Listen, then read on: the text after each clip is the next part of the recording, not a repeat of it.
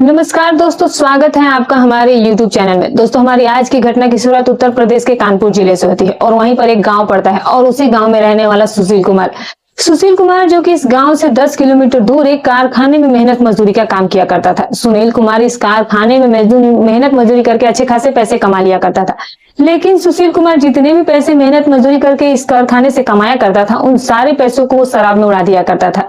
मेहनत मजदूरी के बावजूद महीने में जब भी इसे सैलरी मिलती थी, उन सारे पैसों को वो अपने दोस्तों के साथ बैठ करके शराब के नशे में उड़ा दिया करता था, जिसकी वजह से इसके घर में आर्थिक स्थिति जो है वो खराब हो गई थी। अब सुशील कुमार के परिवार में इसकी धर्म पत्नी होती है, जिसका नाम अक्षरा देवी होता है। अक्षरा जो कि दोस्तों घर के कामकाज भी किया करती थी और साथ में अपने 3-4 पशुओं को भी संभाला करती थी। वो अपने पशुओं की देखभाल करती रहती थी।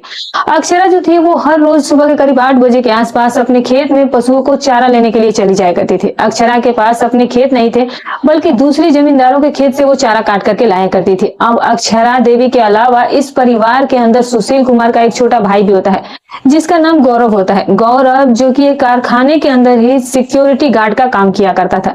महीने में उसे 16,000 रुपए भी मिल जाया करते थे और इन 16,000 रुपयों में से कुछ पैसे वो अपनी भाभी अक्षरा को भी दे दिया करता था, क्योंकि गौरव इस बात को समझता था कि उसका भाई जो है वो शराबी है और जिसकी वजह से वो अपने भाभी को कुछ पैसे दिया करता था और इसी वजह से अक्षरा के परिवार का गुजारा जो था वो ठीक ठाक तरीके से चल जाया करता था। लेकिन इसका पति सुशील कुमार शाम के समय हर रोज शराब पीकर के घर आता था और घर पर आने के बाद वो अपनी पत्नी अक्षरा के साथ लड़ाई झगड़ा किया करता था।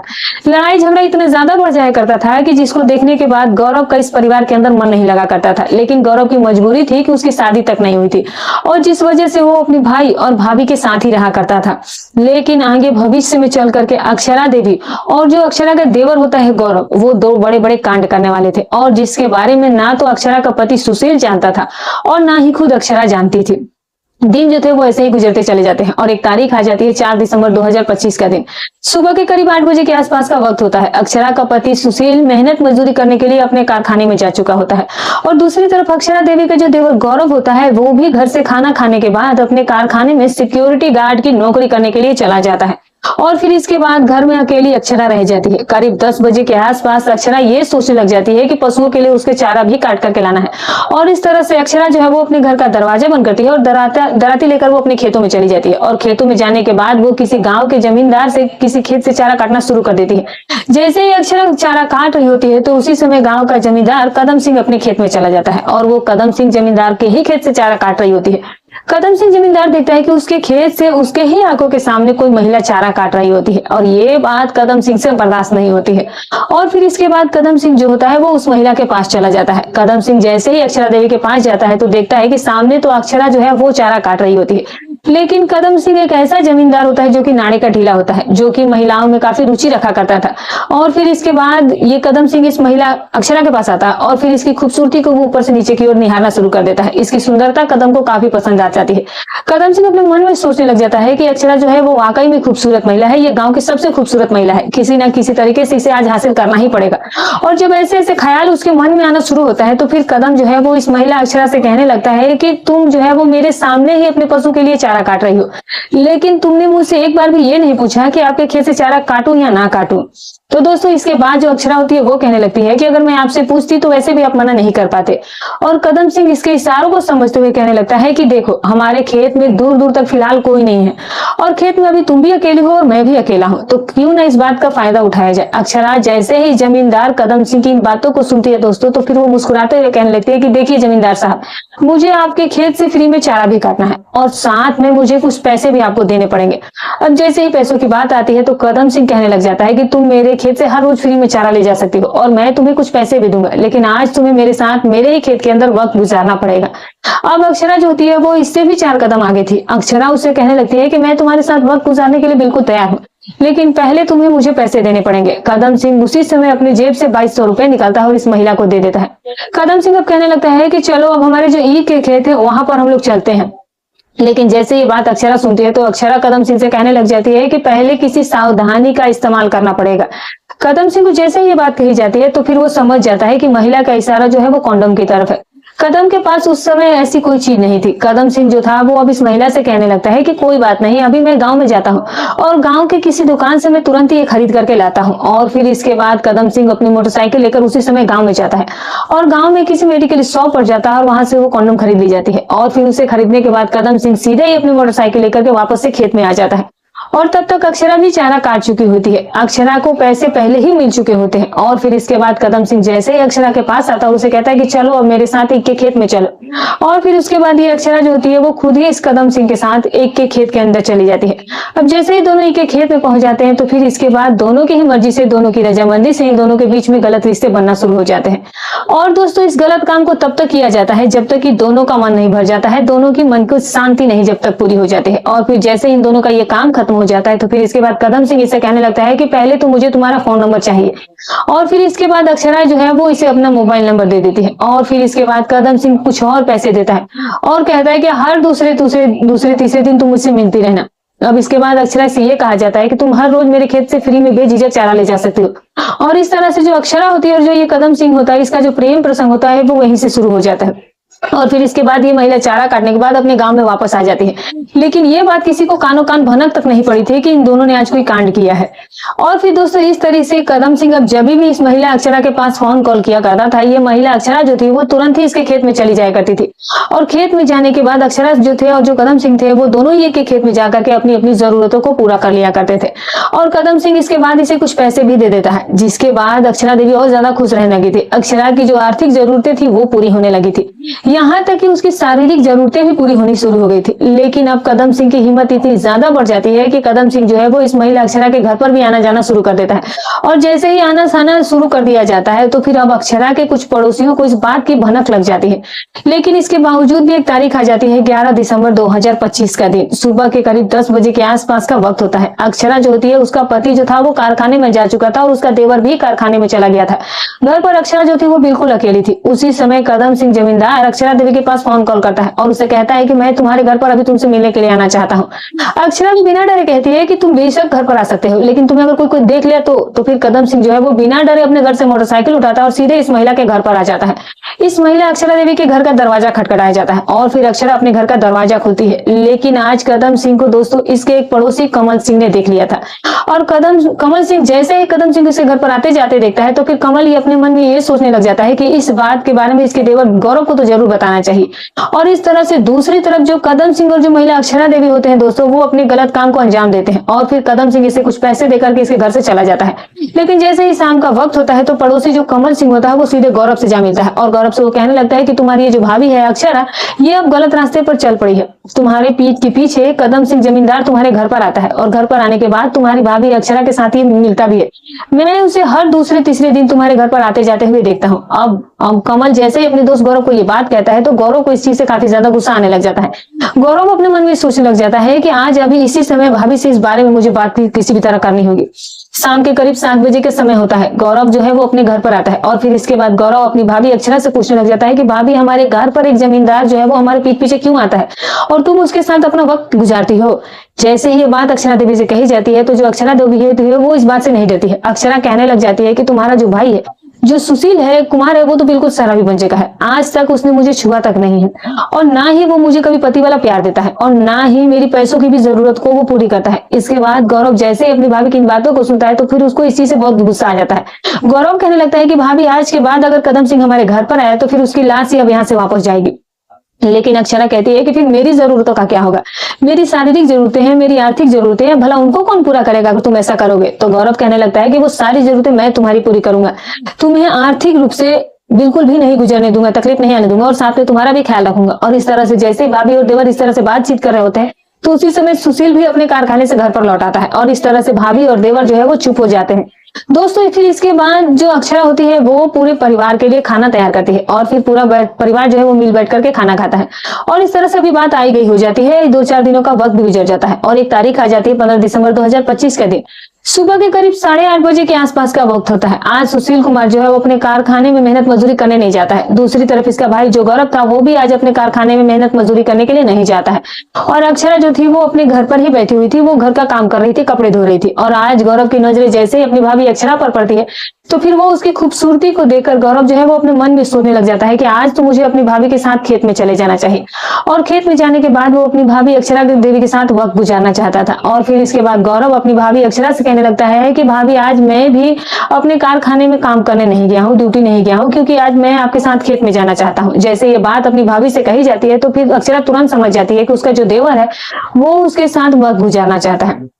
अक्षरा कहने लगती है कि आज मेरी तबीयत कुछ ठीक नहीं है, तो आज तुम्हें अगर मेरे साथ खेत में जाओगे तो भी तुम्हें मेरी मदद करनी पड़ेगी। और इस तरह से गौरव अपनी भाभी अक्षरा से कहने लगता है कि वैसे भी आज भैया भी घर पर ही हैं, पहले मैं इसके सारे खाने पीने का इंतजाम कर देता हूँ। और फिर उसके बाद गौरव जो है वो उसी समय अपनी साइकिल लेकर के गाँव के एक शराब खाने पर जाता है। वहां से वो एक शराब की बोतल खरीदता है और शराब की बोतल खरीदने के बाद वापस अपने घर पर आ जाता है। अपने बड़े भाई सुशील को वो शराब की बोतल देता है और कहता है कि भैया आज घर पर बैठ करके अच्छे से तुम पार्टी करो, और मैं भाभी के साथ खेत में चारा काटने जा रहा हूँ। और दोस्तों इस तरह से इसका बड़ा भाई घर के अंदर बैठ करके शराब पीना शुरू कर देता है। थोड़ा समय गुजर जाने के बाद गौरव अपनी भाभी अक्षरा को लेकर के खेत की तरफ चल पड़ता है। और थोड़ी ही देर के बाद जो अक्षरा और जो गौरव होते हैं ये दोनों किसी दूसरे जमींदार के खेतों में चले जाते हैं। लेकिन आज जमींदार भी अपने खेत में नहीं होता है। और इसी बात का फायदा उठाकर अब गौरव अपनी भाभी से कहने लगता है कि भाभी देखो आज खेत में कोई है भी नहीं, ना तो कोई जमींदार खेत में है और ना ही कोई दूसरा तीसरा व्यक्ति खेत में है, तो चलो इस चीज का फायदा उठा लेते हैं। अब जैसे ये बात अक्षरा देवी से कही जाती है तो अक्षरा उससे कहने लगती है कि चलो पास में ही एक ईख का खेत है तो वहीं पर चलते हैं। और इस तरह से देवर और भाभी दोनों जो है वो ईख के खेत के अंदर चले जाते हैं। लेकिन दोस्तों वहां पर खेत में जाने के बाद अक्षरा जो थी वो अपने देवर गौरव से कहने लगती है कि तुम साथ में कॉन्डोम तलाए होगे। लेकिन गौरव कहने लगता है कि मैं तो ये भूल ही गया। लेकिन अब इसकी भाभी इससे कहने लगती है कि चलो भूल गए तो कोई बात नहीं। और फिर इसके बाद दोनों के बीच जो है वो गलत रिश्ते कायम होने शुरू हो जाते हैं। ये दोनों अपनी ही रजामंदी से ईख के खेत में अपनी अपनी जरूरतें पूरी करना शुरू कर देते हैं और लगातार इस गलत काम को करते रह जाता है। और ये दोनों मिलकर के इस गलत काम को तब तक करते हैं जब तक इनकी सारी इच्छाएं, सारी जो चाहत थी वो पूरी नहीं हो जाती है। और फिर जैसे इन दोनों की एक सारा काम खत्म हो जाता है तो फिर ये महिला इसे कहने लगती है कि आज बिना सुरक्षा कवच के हमने ये गलत काम किया है।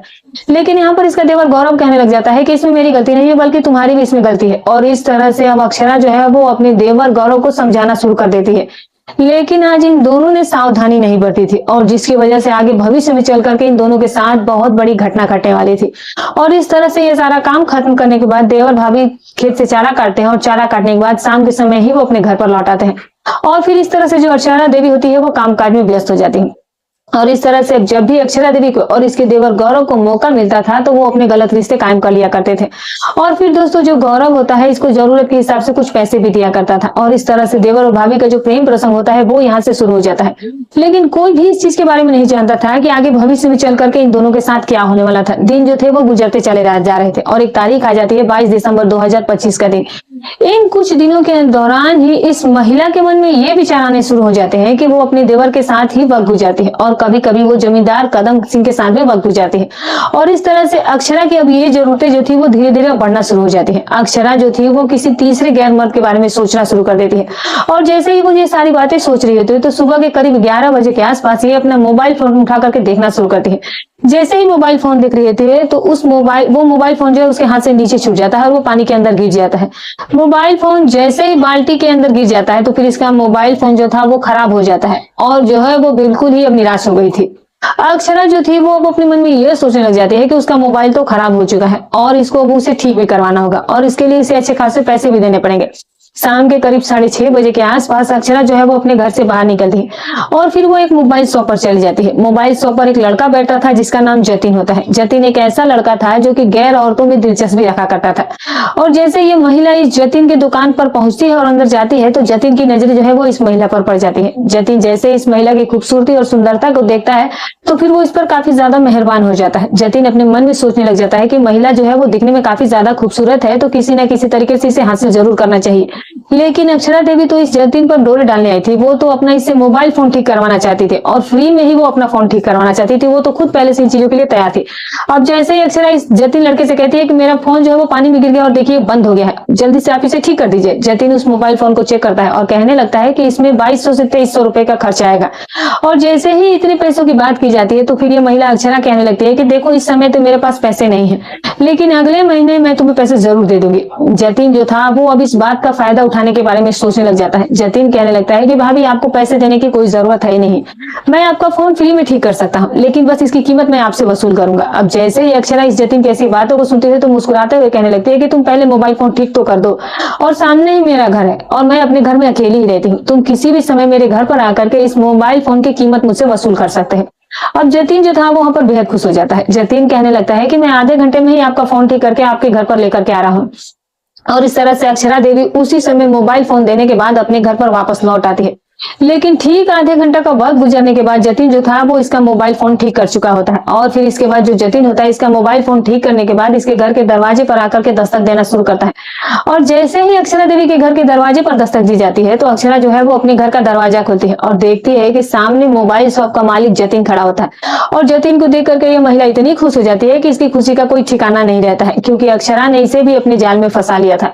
अब इससे भी वो पैसे हटना चाहती थी और सब कुछ हासिल करना चाहती थी। और फिर इसके बाद जतिन जो है वो इसको मोबाइल फोन देता है और कहता है कि मैं अब इस मोबाइल फोन की जो कीमत बनी है वो वसूल करूंगा। और इस तरह से अक्षरा देवी जो है वो तुरंत अपनी मर्जी से अपने घर का दरवाजा बंद कर देती है और फिर इस जतिन नाम के लड़के को लेकर के वो कमरे के अंदर चली जाती है। और फिर इसके बाद इन दोनों के बीच में गलत रिश्ते कायम होना शुरू हो जाते हैं। और ये गलत काम तब तक किया जाता है जब तक कि दोनों का मन नहीं भर जाता है, दोनों की जरूरतें जब तक पूरी नहीं हो जाती है।